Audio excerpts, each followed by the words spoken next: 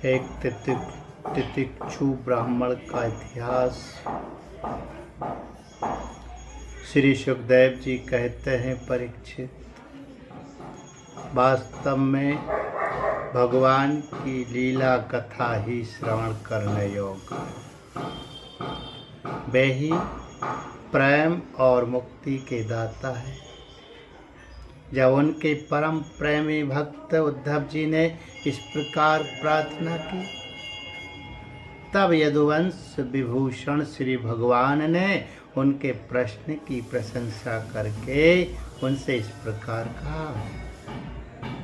भगवान श्री कृष्ण ने कहा, गुरुदेव,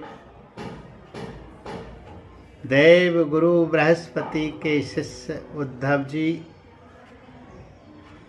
इस संसार में प्रायः ऐसे संत पुरुष नहीं मिलते जो दुर्जनों की कटु वाणी से बिंधे हुए अपने हृदय को संभाल सके। मनुष्य का हृदय मर्म भेदी बाणों से बिंधने पर भी उतनी पीड़ा का अनुभव नहीं करता जितनी पीड़ा उसे दुष्ट जनों के मर्मांतक एवं कठोर बागबान पहुंचाते हैं। उद्धव जी इस विषय में महात्मा लोग एक बड़ा पवित्र प्राचीन इतिहास कहा करते हैं।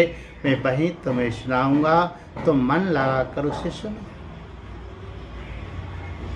एक भिक्षुक को दुष्टों ने बहुत सताया। उस समय भी उसने अपना धैर्य न छोड़ा और उसे अपने पूर्व जन्म के कर्मों का फल समझकर कुछ अपने मानसिक उद्गार प्रकट किए। उन्हीं का इस इतिहास में वर्णन है। प्राचीन समय की बात है। उज्जैन में एक ब्राह्मण रहता था।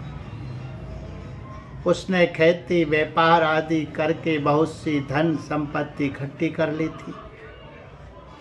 वह बहुत ही कृपण, कामी और लोभी था। क्रोध तो उसे बात बात में आ जाया करता था।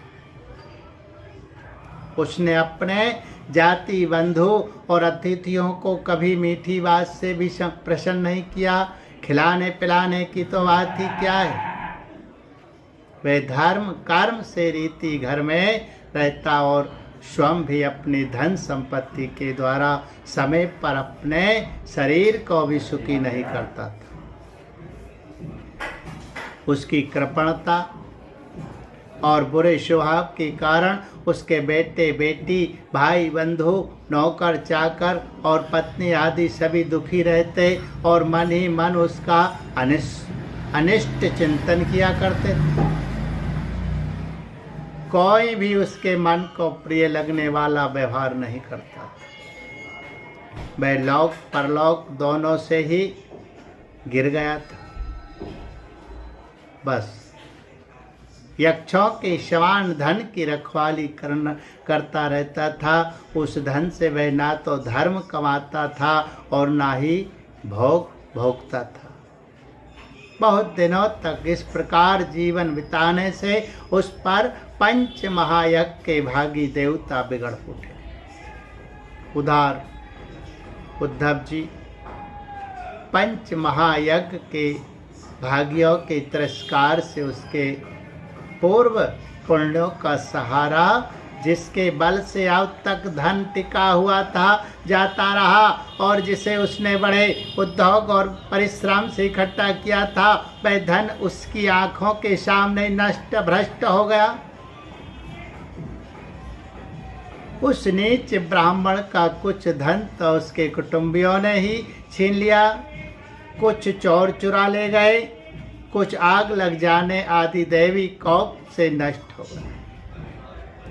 कुछ समय के फेर से मारा गया, कुछ साधारण मनुष्यों ने ले लिया और बचा खुचा कर और दंड के रूप में शासकों ने हड़प लिया। उद्धव जी इस प्रकार उसकी सारी संपत्ति जाती रही।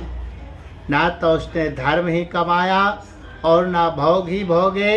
इधर उसके सगे संबंधियों ने भी उसकी ओर से मुंह मोड़ लिया। अब उसे बड़ी भयानक चिंता ने घेर लिया। धन के नाश से उसके हृदय में बड़ी जलन हुई। उसका मन खेद से भर गया, आंसुओं के कारण गला रुंध गया। परंतु इस तरह चिंता करते करते ही उसके मन में संसार के प्रति महान दुख बुद्धि और उत्कट वैराग का उदय हो।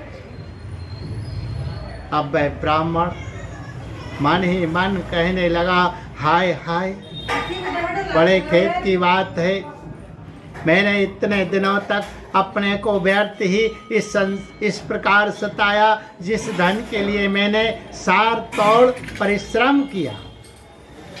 वह ना तो धर्म कर्म में लगा और ना मेरे सुख भोग के ही काम आया। प्रायः देखा जाता है कि कृपण पुरुषों को धन से कभी सुख नहीं मिलता।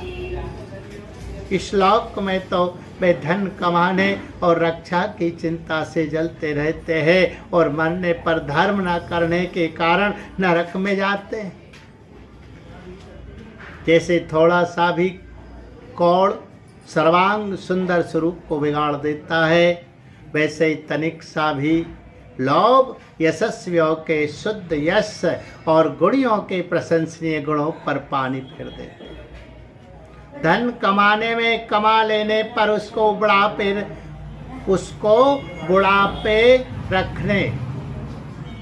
बढ़ाने रखने एवं खर्च करने में तथा उसके नाश और उपभोग में जहाँ देखो वही निरंतर परिश्रम, भय, चिंता और भ्रम का ही सामना करना पड़ता है। चोरी, हिंसा, झूठ बोलना, दंभ, काम, क्रोध, गर्व, अहंकार, भेद बुद्धि और अविश्वास, स्पर्धा, लंपटता, जुआ और शराब, ये 15 अनर्थ मनुष्यों के धन के कारण ही माने गए। इसलिए कल्याणकामी पुरुष को चाहिए कि स्वार्थ एवं परमार्थ के विरोधी अर्थ नामधारी अनर्थ को दूर से ही छोड़ो। भाई, बंधु, स्त्री, पुत्र, माता, पिता, सगे संबंधी जो स्नेह बंधन से बंधकर बिल्कुल एक हुए रहते हैं, सब के सब कौड़ी के कारण इतने फट जाते हैं कि तुरंत एक दूसरे के शत्रु बन जाते हैं। ये लोग थोड़े से धन के लिए ही क्षुब्ध और क्रुद्ध हो जाते हैं। बात की बात में सौहार्द संबंध छोड़ देते हैं, लाग डांट रखने लगते हैं और एकाएक प्राण लेने देने पर उतारू हो जाते हैं। यहाँ तक कि एक दूसरे का सर्वनाश कर डालते हैं। देवताओं के भी प्रार्थनीय मनुष्य जन्म को और उसमें भी श्रेष्ठ ब्राह्मण शरीर प्राप्त करके जो उसका अनादर करते हैं और अपने सच्चे स्वार्थ परमार्थ का नाश करते हैं, वे अशुभ गति को प्राप्त होते हैं। यह मनुष्य शरीर मोक्ष और स्वर्ग का द्वार है। इसको पाकर भी ऐसा कौन बुद्धिमान मनुष्य है जो अनर्थों के धाम धन के चक्कर में फंसा रहे। जो मनुष्य देवता, ऋषि, पितर, प्राणी, जाति, भाई, कुटुंबी और उनके दूसरे भागीदारों को उनका भाग देकर संतुष्ट नहीं रहता और न स्वयं ही उसका उपभोग करता है, वे यक्ष के समान धन की रखवाली करने वाला कृपण तो अवश्य ही अधोगति को प्राप्त होता है। मैं अपने कर्तव्य से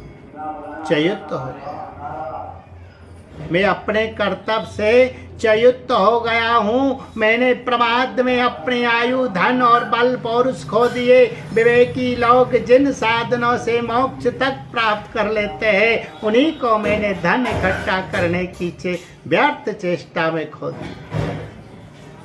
अब बुढ़ापे में मैं कौन सा साधन करूँगा? मुझे मालूम नहीं होता कि बड़े बड़े विद्वान भी धन की व्यर्थ तृष्णा से निरंतर क्यों दुखी रहते हैं।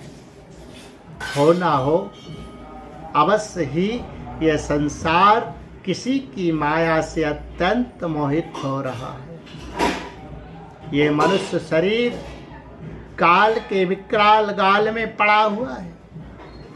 इसको धन से, धन देने वाले देवताओं और लोगों से, भोग वासनाओं और उनको पूर्ण करने वालों से तथा पुनः पुनः जन्म मृत्यु के चक्कर में डालने वाले सकाम कर्मों से लाभ ही क्या है? इसमें संदेह नहीं कि सर्वदेव स्वरूप भगवान मुझ पर प्रसन्न है। तभी तो उन्होंने मुझे इस दशा में पहुंचाया है और मुझे जगत के प्रति यह दुख बुद्धि और वैराग दिया है। वस्तुतः वैराग्य ही इस संसार सागर से पार होने के लिए नौका के समान है। मैं अब ऐसी अवस्था में पहुंच गया हूँ, यदि मेरी आयु शेष हो तो मैं आत्मलाभ में ही संतुष्ट रहकर अपने परमार्थ के संबंध में सावधान हो जाऊंगा। और अब जो समय बच रहा है उसमें अपने शरीर को तपस्या के द्वारा सुखा डालूं। तीनों लोकों के स्वामी देवगण मेरे इस संकल्प का अनुमोदन करे। अभी निराश होने की कोई बात नहीं है, क्योंकि राजा खट्वांक ने तो 2 घड़ी में ही भगवत भाव को, भगवत धाम की प्राप्ति कर ली थी। भगवान श्री कृष्ण कहते हैं, उद्धव जी, उस उज्जैन निवासी ब्राह्मण ने मन ही मन इस प्रकार निश्चय करके मैं और मेरे पन की गांठ खोल दी। इसके बाद वह शांत होकर मौनी सन्यासी हो गया। अब उसके चित्त में किसी भी स्थान, वस्तु या व्यक्ति के प्रति आसक्ति न रही। उसने अपने मन, इंद्रिय और प्राणों को वश में कर लिया। वह पृथ्वी पर स्वच्छंद रूप से विचरने लगा। वह भिक्षा के लिए नगर और गांव में जाता अवस्था, परंतु इस प्रकार जाता था कि कोई उसे पहचान ना पाता। उद्धव जी, वह भिक्षुक अवधूत बहुत बूढ़ा हो गया था। दुष्ट उसे देखते ही टूट पड़ते और तरह तरह से उसका तिरस्कार करके उसे तंग करते। कोई उसका दंड छीन लेता तो कोई भिक्षा पात्री झटक ले जाता, कोई कमंडल उठा ले जाता तो कोई आसन, रुद्राक्ष माला और कंथा ही लेकर भाग जाता। कोई तो उसकी लंगोटी और वस्त्र को ही इधर उधर डाल देते, कोई वे वस्तुएं देकर और कोई दिखला दिखला कर फिर छीन लेते। जब वह अवधूत मधुकरी मांग कर लाता और बाहर नदी तट पर भोजन करने बैठता तो पापी लोग कभी उसके सिर पर मूत देते तो कभी थूक देते। वे लोग उस मौनी अवधूत को तरह तरह से बोलने के लिए विवश करते और जब वह इस पर भी ना बोलता तो उसे पीटते। कोई उसे चोर कहकर डांटने डपटने लगता, कोई कहता इसे बांध लो और फिर उसे रस्सी से बांधने लगते। कोई उसका तिरस्कार करके इस प्रकार ताना कसते कि देखो देखो, अब इस कृपण ने धर्म का ढोंग रचा है। धन संपत्ति जाती रही, स्त्री पुत्रों ने घर से निकाल दिया, तब इसने भीख मांगने का रोजगार लिया है। अहो देखो तो सही, ये मोटा तगड़ा भिखारी धैर्य से बड़े भारी पर्वत के समान है। ये मौन रहकर अपना काम बनाना चाहता है। सचमुच ये बगुले से भी बढ़कर ढोंगी और दृढ़ निश्चयी है। कोई उस अवधूत की हंसी उड़ाता तो कोई उस पर अधो वायु छोड़ता। जैसे लोग तोता, मैना आदि पालतू पक्षियों को बांध लेते या पिंजरों में बंद कर लेते हैं, वैसे ही उसे भी वे लोग बांध देते और घरों में बंद कर देते, किंतु वह सब कुछ चुपचाप सह लेता। उसे कभी ज्वर आदि के कारण दैहिक पीड़ा सहनी पड़ती, कभी गर्मी सर्दी आदि से दैवी कष्ट उठाना पड़ता और कभी दुर्जन लोग अपमान आदि के द्वारा उसे भौतिक पीड़ा पहुंचाते, परंतु भिक्षुक के मन में इससे कोई विकार न होता। वह समझता कि यह सब मेरे पूर्व जन्म के कर्मों का फल है और इसे मुझे अवश्य भोगना पड़ेगा। यद्यपि नीच मनुष्य तरह तरह के तिरस्कार करके उसे उसके धर्म से गिराने की चेष्टा किया करते, फिर भी वह बड़ी दृढ़ता से अपने धर्म में स्थिर रहता और सात्विक धैर्य का आश्रय लेकर कभी कभी ऐसे उद्गार प्रकट किया करता। ब्राह्मण कहता, मेरे सुख अथवा दुख का कारण ना ये मनुष्य है, ना देवता है, ना शरीर है और ना ग्रह कर्म एवं काल आदि ही है। श्रुतियाँ और महात्मा जन मन को ही इसका परम कारण बताते हैं और मन ही इस सारे संसार चक्र को चला रहा है। सचमुच ये मन बहुत बलवान है, इसी ने विश्व के उनके कारण गुणों और उनसे संबंध रखने वाली वृत्तियों की सृष्टि की। उन वृत्तियों के अनुसार ही सात्विक राजस और तामस अनेकों प्रकार के कर्म होते हैं और कर्मों के अनुसार ही जीव की विविध गतियां होती है। मन ही समस्त चेष्टाएं करता है, उसके साथ रहने पर भी आत्मा निष्क्रिय ही है। वह ज्ञान शक्ति प्रधान है, मुझ जीव का सनातन सखा है। मुझ जीव का सनातन सखा है और अपने अलुप्त ज्ञान से सब कुछ देखता रहता है। मन के द्वारा ही उसकी अभिव्यक्ति होती है। जब वह मन को स्वीकार करके उसके द्वारा विषयों का भोक्ता बन बैठता है, तब कर्मों के साथ आसक्ति होने के कारण वह उनसे बंध जाता है। दान, अपने धर्म का पालन, नियम यम, वेदाध्ययन, सत्कर्म और ब्रह्मचर्य आदि श्रेष्ठ व्रत, इन सब का अंतिम फल यही है कि मन एकाग्र हो जाए, भगवान में लग जाए। मन का समाहित हो जाना ही परम योग्य है। जिसका मन शांत और समाहित है उसे दान आदि समस्त सत्कर्मों का फल प्राप्त हो चुका है। अब उनसे कुछ लेना बाकी नहीं है। और जिसका मन चंचल है अथवा आलस्य से अभिभूत हो रहा है, उसको इन दानादि शुभ कर्मों से अब तक कोई लाभ नहीं हुआ। सभी इंद्रियां उन मन के वश में है, मन किसी भी इंद्रिय के वश में नहीं है। ये मन बलवान से भी बलवान अत्यंत भयंकर देव है। जो इसको अपने वश में कर लेता है वही देव इंद्रियों का विजेता है। सचमुच मन बहुत बड़ा शत्रु है, इसका आक्रमण असह्य है। वह असह्य है, यह बाहरी शरीर को ही नहीं, हृदय आदि मर्म स्थानों को भी भेदता रहता है। इसे जीतना बहुत ही कठिन है। मनुष्य को चाहिए कि सबसे पहले इसी शत्रु पर विजय प्राप्त करे, परंतु होता है यह कि मूर्ख लोग इसे तो जीतने का प्रयत्न करते नहीं, दूसरे मनुष्यों से झूठ मूठ झगड़ा भगेड़ा करते रहते हैं और इस जगत के लोगों को ही मित्र शत्रु उदासीन बना लेते हैं। साधारणतः मनुष्यों की बुद्धि अंधी हो रही, तभी तो वे इस मना कल्पित शरीर को मैं और मेरा मान बैठते हैं और फिर इस भ्रम के फंदे में फंस जाते हैं। यह मैं हूं और यह दूसरा। इसका परिणाम यह होता है कि वे इस अनंत अज्ञानांधकार में ही भटकते रहते हैं। यदि मान ले कि मनुष्य ही सुख दुख का कारण है, तो भी उनसे आत्मा का क्या संबंध? क्योंकि सुख दुख पहुंचाने वाला भी मिट्टी का शरीर है और भोगने वाला भी।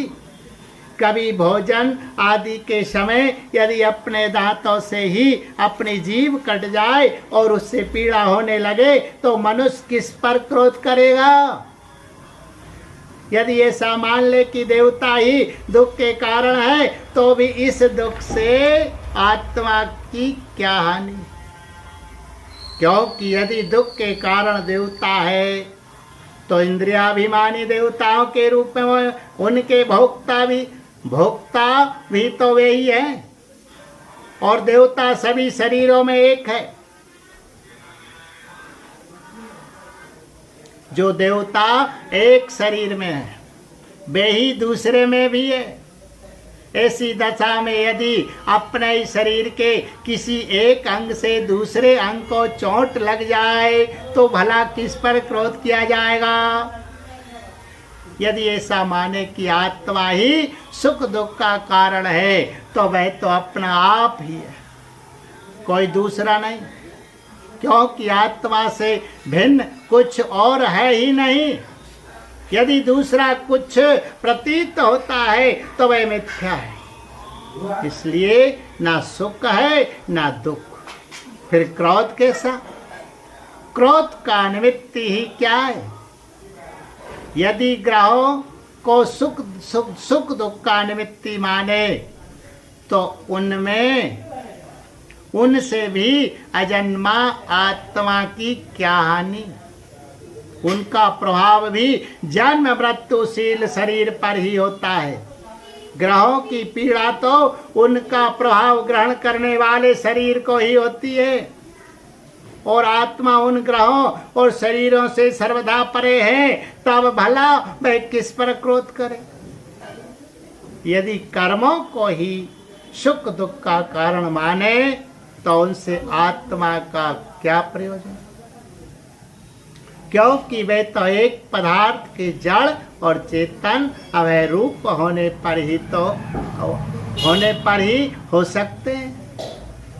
जो वस्तु विकार युक्त और अपना हिताहित जानने वाली होती है उसी से कर्म हो सकते हैं। अतः वह तो अचेतन है और उसमें पक्षी रूप से रहने वाला आत्मा सर्वथा निर्विकार और साक्षी मात्र है। इस प्रकार कर्मों का तो कोई आधार ही सिद्ध नहीं होता, फिर क्रोध किस पर करे? यदि ऐसा माने कि काल ही सुख दुख का कारण है तो आत्मा पर उसका क्या प्रभाव? क्योंकि काल तो आत्म स्वरूप ही है। जैसे आग को नहीं जला सकती और बर्फ को नहीं गला सकता, वैसे आत्म स्वरूप काल अपने आत्मा को ही सुख दुख नहीं पहुंचा सकता।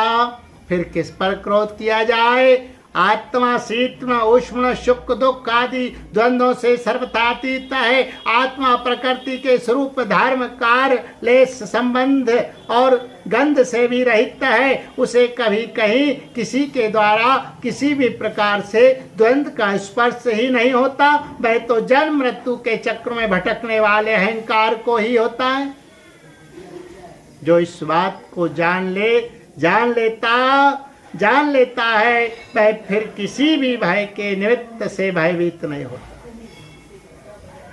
बड़े बड़े प्राचीन ऋषि मुनियों ने इस परमात्मा निष्ठा का आश्रय ग्रहण किया है। मैं भी इसी का आश्रय ग्रहण करूंगा और मुक्ति तथा प्रेम के दाता भगवान के चरण कमलों की सेवा के द्वारा ही इस दुरंत ज्ञान सागर को अनायास ही पार कर लूंगा। भगवान श्री कृष्ण कहते हैं, उद्धव जी, उस ब्राह्मण का धन क्या नष्ट हुआ? उसका सारा कलेश ही दूर हो गया। अब वह संसार से विरक्त हो गया था और संन्यास लेकर पृथ्वी में स्वच्छंद विचर रहा था। यद्यपि दुष्टों ने उसे बहुत सताया, फिर भी वह अपने धर्म में अटल रहा, तनिक भी विचलित न हुआ। उस समय वह मौनी अवधूत मन ही मन इस प्रकार का गीत गाया करता था। उद्धव जी, इस संसार में मनुष्य को कोई दूसरा सुख या दुख नहीं देता, यह तो उसके चित्त का भ्रम मात्र है। ये सारा संसार और उसके भीतर मित्र उदासीन और शत्रु के भेद ज्ञान कल्पित है। इसलिए प्यारे उद्धव, अपनी वृत्तियों को मुझ में तन्मय कर दो और इस प्रकार अपनी सारी शक्ति लगाकर मन को बस में कर लो और फिर मुझ में ही नित्य युक्त होकर स्थित हो जाओ। बस सारे योग साधन का इतना ही सार संग्रह है। यह भिक्षुक का गीत क्या है?